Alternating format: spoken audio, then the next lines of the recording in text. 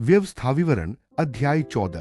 तुम अपने परमेश्वर यहोवा के बेटे हो। तुम किसी की मौत का मातम मनाने के लिए अपने शरीर पर घाव न करना, न ही अपने सिर के सामने के बाल मूंढवाना, क्योंकि तुम अपने परमेश्वर यहोवा के लिए पवित्र राष्ट्र हो और यहोवा ने धरती के सब देशों में से तुम्हें चुना है ताकि वह तुम्हें अपने लोग और अपनी खास जागीर बनाए। तुम कोई भी घिनौनी चीज मत खाना। तुम ये जानवर खा सकते हो: बैल, भेड़, बकरी, हिरन, चिकारा, छोटा हिरन, जंगली बकरी, नीलगाय, जंगली भेड़ और पहाड़ी भेड़। तुम ऐसे किसी भी जानवर को खा सकते हो जिसके खुर दो भागों में बंटे होते हैं और जो जुगाली भी करता है, मगर तुम वे जानवर मत खाना जो या तो जुगाली करते हैं या जिनके खुर दो भागों में बंटे होते हैं।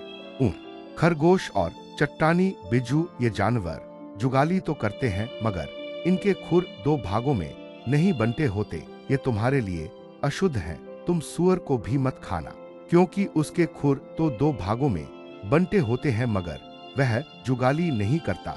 वह तुम्हारे लिए अशुद्ध है। तुम ऐसे जानवरों का गोश्त न खाना, न ही उनकी लाश छूना। पानी में रहने वाले जीव जंतुओं में से तुम ऐसे हर जीव को खा सकते हो जिसके पंख और छिलके होते हैं, लेकिन तुम ऐसे जीवों को मत खाना जिनके पंख और छिलके नहीं होते, वे तुम्हारे लिए अशुद्ध हैं। तुम ऐसे किसी भी पक्षी को खा सकते हो जो शुद्ध है, मगर तुम इनमें से किसी को मत खाना: उकाब, समुद्री बाज, काला गिद्ध, लाल चील, काली चील, हर किस्म की चील, हर किस्म का कौवा, शुतुरमुर्ग, उल्लू, धोमरा, हर किस्म का बाज, छोटा उल्लू, लंबे कानों वाला उल्लू, हंस, हवासिल, गिद्ध, पनकौवा, लगलग, हर किस्म का बगुला, हुदहुद और चमगादड़, पंखों वाला ऐसा हर कीट पतंगा भी तुम्हारे लिए अशुद्ध है जो झुंड में उड़ता है।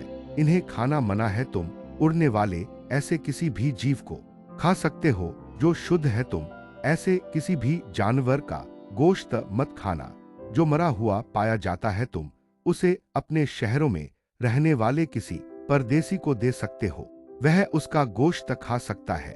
या मरा हुआ जानवर किसी परदेसी को बेचा जा सकता है, मगर तुम लोग उसे मत खाना, क्योंकि तुम अपने परमेश्वर यहोवा के लिए पवित्र राष्ट्र हो। तुम बकरी के बच्चे को उसकी मां के दूध में मत उबालना। तुम साल दर साल अपने खेत की हर फसल का 10वां हिस्सा जरूर दिया करना। तुम्हारा परमेश्वर अपने नाम की महिमा के लिए जो जगह चुनेगा, वहां तुम अपने अनाज, अपनी नई दाख मदिरा और तेल का 10वां हिस्सा और अपने गाय बैलों और भेड़ बकरियों के पहलौठे जानवरों का गोश्त अपने परमेश्वर यहोवा के सामने खाया करना। ऐसा करने से तुम अपने परमेश्वर यहोवा का हमेशा डर मानना सीखोगे। लेकिन अगर तुम्हारा परमेश्वर यहोवा अपने नाम की महिमा के लिए जो जगह चुनता है वह तुम्हारे घर से बहुत दूर है और तुम्हारे पास यहोवा की आशीष से जो संपत्ति है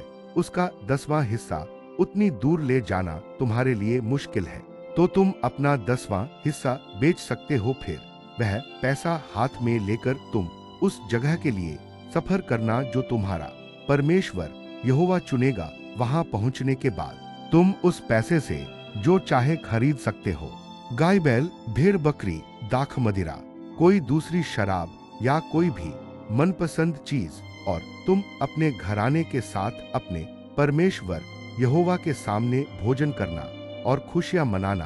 तुम अपने शहरों में रहने वाले लेवियों को नजरअंदाज न करना, क्योंकि उन्हें तुम्हारे साथ जमीन का कोई भाग या विरासत नहीं दी गई है। हर 3 साल के आखिर में तुम तीसरे साल की उपज का पूरा 10वां हिस्सा अपने शहरों में ही जमा करना। तब तुम्हारे शहरों में रहने वाले लेवी जिन्हें तुम्हारे साथ जमीन का कोई भाग या विरासत नहीं दी गई है, साथ ही तुम्हारे बीच रहने वाले परदेसी, अनाथ और विधवाएं आकर उस भंडार में से लेंगे और जी भर कर खाएंगे, और तुम्हारा परमेश्वर यहोवा तुम्हारे हर काम पर आशीष देगा।